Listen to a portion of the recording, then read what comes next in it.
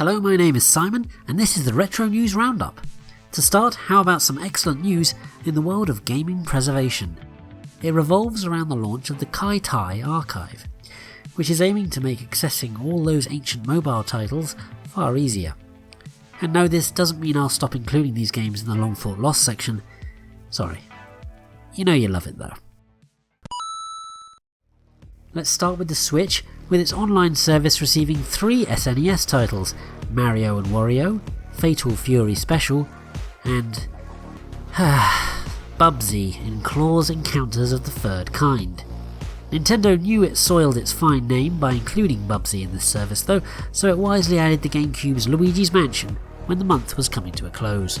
The Switch also got 4 Egg Console ports, Aramo, Haja no Fuin, Revival Xanadu 2, and Kiss of Murder.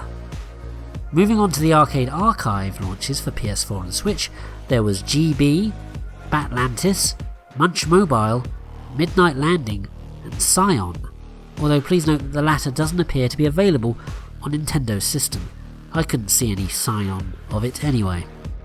Steam got a couple of retro titles last month too, namely Splinter Cell Pandora Tomorrow and Kizuna Encounter Super Tag Battle.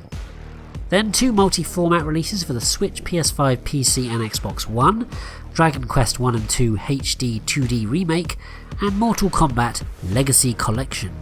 The latter is also available for PS4 owners.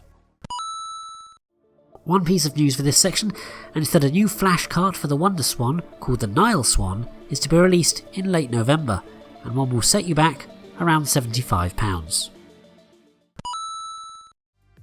The 8-bit home computers dominated the homebrew scene last month. This included 8 ZX Spectrum titles, Magic Adventures, SPECCY SAGA Codename, RKW, Puppies Rescue, The Rebirth of Cthulhu, Sinclair City, Xenomaze, Basic Tower, and The Fate of the Pirate. Then there was a pair of Commodore 64 releases, Roguish and PT. The other 8-bit titles included Amstrad's Eterno X and Dia de las Muertos on the Amstrad CPC, as well as Exotical for the MSX. The Amiga did very well for new homebrew in October as well though, with 7 new games: Geo's Quest 3 Part 2, Lefties, Callback, Yeet, Hyper Sports, Fight, and Chaotic Crazy Castle. Then to round off this section, Moorthorn prickled its way onto the NES, Astro Climber blasted onto the Master System, Algentejo, the Tinto and the Ugly sharpshooted its way towards the Game Boy, and finally Don't Die Mr. Robot was computed for the Neo Geo Pocket. It will come as no surprise that this section is filled with mobile games, long thought lost, that have now been recovered. 3 to be specific. They include Ratchet & Clank, Clone Home, Biohazard, The Episodes, and Dodonpachi 0. 3 English language translations were completed last month.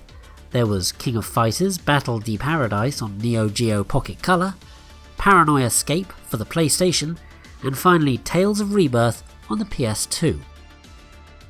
But yes, that's all for this episode. If you'd like to buy me a coffee, you can via this Ko-fi link, and thanks to Woders Ets for their donations last month. But thanks of course to everyone hearing these words for watching, and please don't forget to like, comment, share, subscribe, click the bell to be notified of new videos, and please do take care.